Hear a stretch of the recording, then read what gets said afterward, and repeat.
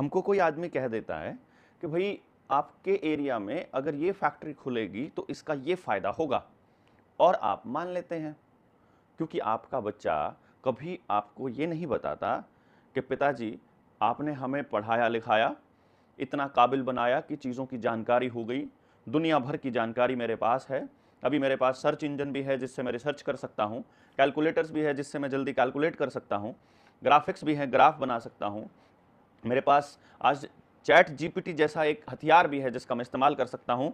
और आज के टाइम पर वो बच्चा भी अपने माता पिता को ये नहीं समझा पाता कि भाई इससे सबसे बड़ा नुकसान क्या होने वाला है। वो बच्चा आपको यदि बता दे कि असलियत में जो ये आईएमटी, अग्रोहा में अग्रसेन सिटी, झारखंड में बीएमडब्ल्यू की फैक्ट्री, मध्य प्रदेश में कोई और कंपनी, आपके गांव में शुगर मिल, पावर प्लांट, नदी के ऊपर बांध, आपका मतलब इथेनॉल प्लांट, आपकी कम मतलब गाड़ियों का प्लांट, और सो ऑन, पता नहीं कितनी सारी चीज़ें हैं जो आपको कही जाती हैं कि ये सब चीज़ें यहाँ पर होंगी तो आपका विकास होगा। लेकिन आपको जो रिसर्च करनी है वो क्या क्या करनी है। आपके आसपास शुगर मिल आया, उस शुगर मिल से क्या क्या फ़ायदे हुए ये बताइए। सबसे पहले देखो, वहाँ दुकानें खुल गई, ये फ़ायदा नहीं है।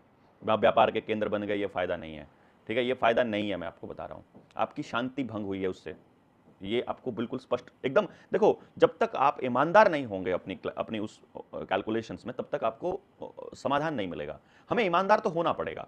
भले ही वो गलती जो है वो हमारी थी, भले ही हमारे बेवकूफ़ाना व्यवहार की वजह से वो सब गलत हुआ, लेकिन जिस दिन हम ये मान लेंगे कि हमारी वजह से हुआ और हम इस चीज़ को सही समझ नहीं पाए थे, जब हम ये इसको समझ लेंगे तो उस दिन ही हम इसको ठीक करने की दिशा में पहल कर पाएंगे या सोच पाएंगे। तो आपको फिर जो चीज़ ढूंढनी है वो क्या ढूंढनी है कि मान लीजिए अभी पानीपत का एग्जाम्पल ले लेते हैं, औद्योगिक शहर बनाया हुआ है, तो उद्योग आए, मान लो मल्टीनेशनल कोई कंपनी वहाँ पर आती है, कोका कोला का एग्जाम्पल ले लेते हैं, वहाँ पेप्सी की एजेंसी है, तो वो पेप्सी में कितना पानी डेली इस्तेमाल होता है पहले ये देखिए, फिर वो पानी आता कहाँ से है ये देखिए, उसका वो कितना पैसा देते हैं देश की ट्रेजरी में, किसी मंत्रालय को नहीं, मंत्री को रिश्वत के तौर पे नहीं, हफ्ते के रूप पे नहीं, भारत की ट्रेजरी में वो कितना पैसा देते हैं ये पता कीजिए। फिर उस पानी के अंदर केमिकल्स मिला करके वो जो गंदा पानी है उसको कहां भेजते हैं, वो भारत को वापस मिलता है क्या? देखो, जो पानी लिया भारत का, उसके बदले में भारत की ट्रेजरी को कुछ भी नहीं मिला है, और जो गंदगी है वो भारत के लोगों को मिली है। या तो उन्होंने उस पानी को अंडरग्राउंड रिवर्स बोरिंग करके डंप कर दिया नीचे, या फिर उन्होंने बाहर गंदा नाले में छोड़ दिया या नदी के नहर के अंदर छोड़ दिया और वो पानी कर दिया गंदा। वहां का एक्वाटिक एनिमल्स और दूसरे जो बैलेंस साइकोलॉजिकल वो सारे खत्म हो गए, जिसकी वजह से आसपास की जमीन बंजर, पानी खराब, लोगों को पानी पीने के लिए नहीं मिलेगा, तो उनको टूटी के पानी के ऊपर निर्भर रहना पड़ेगा। टूटी के पानी में रोज फ्लोराइड मिलाकर आपकी पाइनियल ग्लैंड को ये लोग नुकसान पहुंचाते रहेंगे। तो ये सब एक पैटर्न में चलेगा। यही काम शुगर मिल में चलेगा, यही काम आपके इथेनॉल प्लांट में चलेगा, यही प्लान आपकी कलर की कोई फैक्ट्री है वहां चलेगा, यही प्लान कपड़े की फैक्ट्री है वहां होगा। जहां भी दूसरी फैक्ट्रियां हैं, जहां भी कागज की फैक्ट्री या दूसरे केमिकल बनाने की, प्लास्टिक बनाने की, मोल्ड करने की, डाई बनाने की, जो भी फैक्ट्री आपके आसपास खुल रही है, मैंने पानीपत का तो एग्जाम्पल लिया, आपके आसपास जहां भी आप जहां रहते हैं, आप एक बार कमेंट करके बताइए कि मैं बात गलत कह रहा हूं कि सही कह रहा हूं, और उसमें आप अपने व्यूज जरूर दीजिए कि आपके यहाँ जो फैक्ट्री है उससे क्या क्या नुकसान हो रहा है। फायदे तो आपको सरकार ने बहुत गिना दिए, और जो फायदे गिनाए वो भी फर्जी थे, उन आंकड़े फर्जी थे। जैसे मैं आपको बताता हूँ, वो कहेंगे इतने लोगों को रोजगार मिलेगा। मान लो अखबार में आएगा कि यहाँ पर उद्योग अगर आएगा, आईएमटी आएगी, दूसरी चीजें आएंगी तो आपको रोजगार मिलेगा।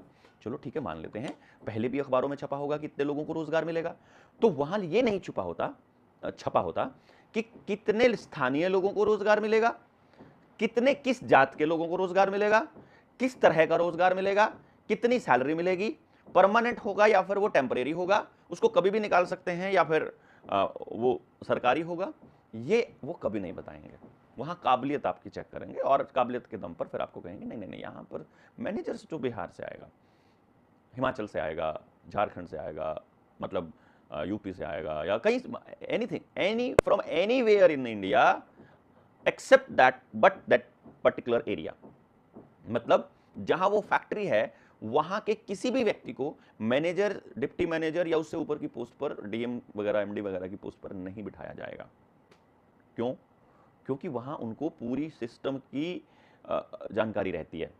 कि ये ऑपरेट कैसे करता है, इसके नुकसान क्या क्या हैं, क्या क्या ऊपर अधिकारियों के पास जाना भेजना है, उनको क्या क्या आंकड़े चाहिए होते हैं और वो क्या क्या प्रोपेगेंडा रचते हैं, इसके बारे में कोई जानकारी निचले स्तर के कर्मचारियों को नहीं होती है। वो अपनी मजदूरी करते हैं, आते हैं फैक्ट्री में अपना काम करते हैं और निकल जाते हैं। तो जो लोकल लोगों को रोजगार मिलेगा वो क्या मिलेगा? या तो वो कोई टैक्सी खोल ले लेंगे, कोई दुकान खोल लेंगे, कोई दारू की फैक्ट्री, कोई चाय की दुकान, कोई इस तरह से रोजगार होगा। रोजगार तो मिल ही रहा है भैया, पहले तो ये नहीं था। और वो भी कौन करेगा? जो पहले से रोजगार कर रहे हैं वो तो अपना रोजगार छोड़ करके दुकान नहीं करेंगे। जो खाली बैठे थे वो करेंगे, तो उनको लगेगा कि हम खाली बैठे थे, हमें तो इसी की वजह से रोजगार मिला ना। और जो दूसरे लोगों का रोजगार छीना इसकी वजह से, उसकी कोई कैलकुलेशन नहीं होगी। चलिए, अब आपको फैक्ट्री में ड्राइवर की नौकरी मिल जाएगी, सुपरवाइजर की नौकरी मिल जाएगी, या मजदूर की नौकरी मिल जाएगी, ढुलाई वाले की, दूसरी छोटी मोटी नौकरियां मिलती रहेंगी, और वो भी बहुत थोड़े लोगों को। क्योंकि ज्यादा लोग अगर उस एरिया के हो गए तो फिर वो इकट्ठे संगठित हो जाएंगे, फिर वो उनका जीना मुश्किल कर देंगे। इसलिए अलग अलग जगह से लोग आएंगे। दो उस गांव से आ गए, दो उस गांव से आ गए, दो इस जात के आ गए, दो उस जात के आ गए, एक इस धर्म का आ गया, एक उस धर्म का आ गया, एक उस पार्टी से आ गया, एक उस पार्टी से आ गया, एक उनके समर्थन का आ गया, एक उनके विरोध का आ गया।